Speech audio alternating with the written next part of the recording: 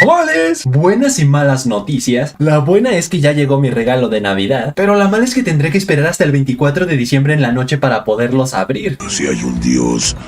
sé que él me odia. Insiders de mediana credibilidad revelaron un detalle interesante sobre la película de los Thunderbolts, el cual es que Sharon Carter tendrá un cameo con el que dejará en claro que tiene vínculos con múltiples organizaciones clandestinas, entre ellas Xialing vista en Shang-Chi, el calvo de Wilson Fisk y Valentina Allegra de Fontaine, por lo que si desglosamos a cada uno de estos inútiles, empezando por Sharon, no olvidemos que fue perdonada por el gobierno por haber violado los acuerdos de Sokovia, e incluso recuperó su trabajo, por lo que ahora tiene acceso a secretos de alto nivel, que es donde entra Xialing, armas en etapa de prototipo, que es donde entra Valentina Allegra, y tecnología confiscada y caída en batalla, que es donde entra Kingpin. Y si a esto le sumamos que la minita trabaja en la CIA, misma agencia de la cual Valentina es directora, y agencia la cual tiene sus instalaciones en lo que antes era la Torre Avenger, eso aumenta mi hype por la sección callejera del UCM a niveles estratosféricos, y eso sin contemplar que seguramente también tendrá vínculos con Justin Hammer, con la tecnología confiscada de Industrias Stark y con el cadáver del celestial Tiamut. Muy bien, niño.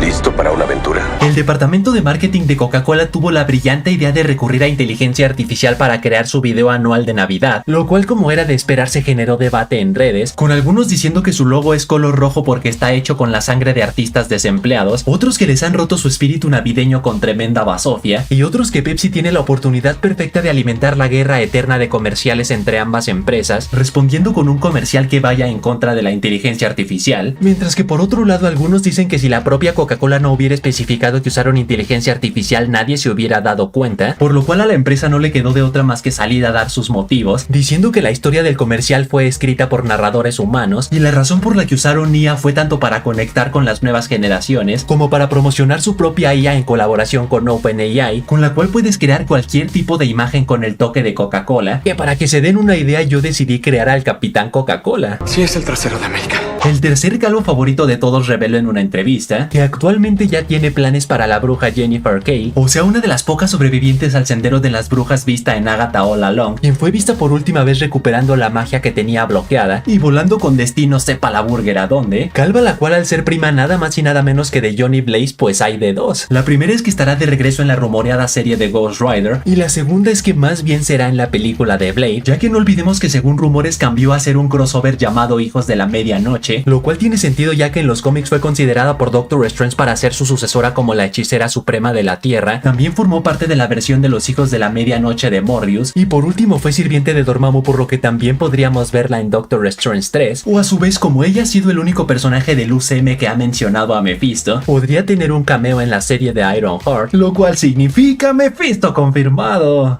Es una mala idea, pero yo disfruto de las malas ideas. El director de la serie del Pingüino reveló en una entrevista que la verdadera interpretación del final es que Oswald sí llegó a ver a Víctor como un hijo y por eso lo mató bajo el argumento de que la familia te hace débil y él ya no puede volver a darse ese lujo de ser vulnerable ante los criminales de Ciudad Gótica, interpretación la cual conecta directo con la razón por la que aún mantiene con vida a su mamá Francis en su ático, ya que a pesar de que la doña le hizo prometerle que si algún día llegaba a quedar en estado vegetativo, por favor la asesinara ya que no quería sufrir ese horrible destino, Oswald no cumplió su promesa, sino de hecho parece contento de tenerla ahí, pero no porque le agrade su compañía, sino para vengarse de ella al haberse enterado que intentó asesinarlo cuando era un niño. La venganza te ha consumido. Y ojo, si algunos se preguntan entonces por qué sí mató a Víctor, pero no a su mamá a pesar de su creencia de que la familia te hace débil, es porque el panzón ya no siente ningún amor por su mamá, y por lo tanto si algún criminal llega a capturarla, esta vez ya no hará ni lo más mínimo para rescatarla, sino hasta le estarán haciendo un favor quitándola de su camino, interpretación la cual a su vez nos lleva a la última escena donde vemos a Oz bailando con su amada Eve, quien al estar vestida y peinada de una forma muy similar a su mamá Francis, y luego Oswald pedirle que le diga que lo ama y que está orgullosa de él, confirma que el pibe está muy necesitado de validación por sus logros, complejo el cual lo tiene desde niño donde quería tener toda la atención de su mamá, y le daba envidia cada que ésta se ponía a jugar con sus hermanos, por lo que definitivamente el pingüino es un monstruo. ¡Eres un monstruo! El único monstruo aquí eres tú. Pero hablando de la serie de este animal, fans con ojo de halcón se dieron cuenta que en la oficina del Dr. Julian Rush, en su escritorio tiene tanto un guante con agujas como una máscara, y por lo tanto esta es una pista de que el cerdo se convertirá en el espantapájaros en un futuro, boludo el cual en los cómics también es un psicólogo que trabaja en el asilo Arkham, y se especializa en técnicas con productos químicos que manipulan el miedo, pero no para quitarlo sino más bien para provocarlo, historia la cual aplicada al universo realista de The Batman, explica por qué el cerdo tenía tecnología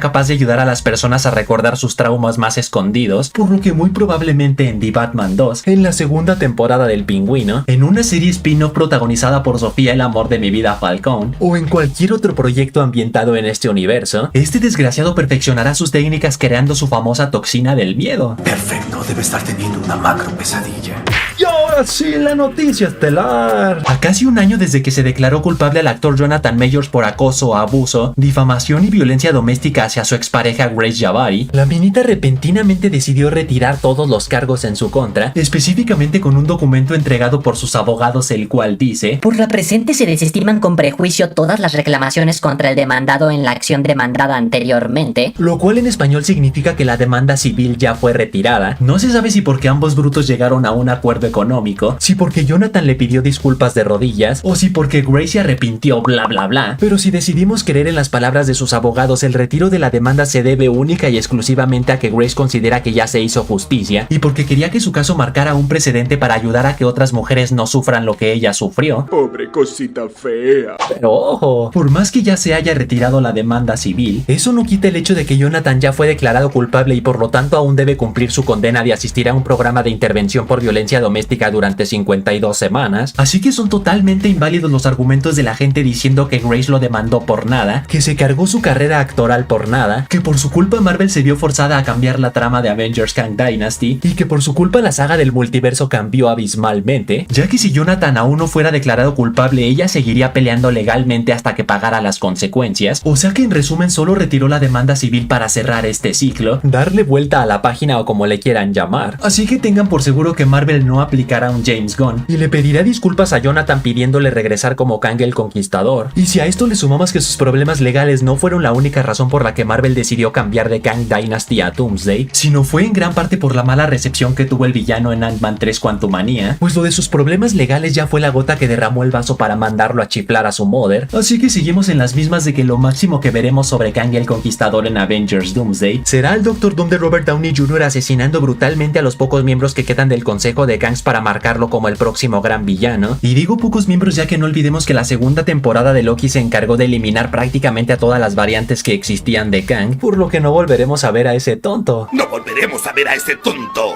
Y así que hasta ahí, chavales, hasta ahí. Tú pon en los comentarios qué villano te gusta más para la saga del multiverso, si Kang el Conquistador o Doctor Doom. Y recuerden que pueden seguirme en Twitter donde publico noticias, momazos, rumores y filtraciones. Y saludos para Alexa de Rúa, Antonio Lavallén, Rodrigo, Gabo Espinosa, Cristofera, Máximo, Michael X que dice: Killer, yo también rompo ligeramente la cuarta pared. También toco suavemente la cuarta pared. La propuesta. Y el Sammy Gamer que dice: Killer, ¿no que todo el mes de Halloween el micrófono iba a ser color naranja? ¡Se me chispoteó! Así que ya saben, manténganse fuertes, sueñen en grande, maduro, y nos vemos a la próxima.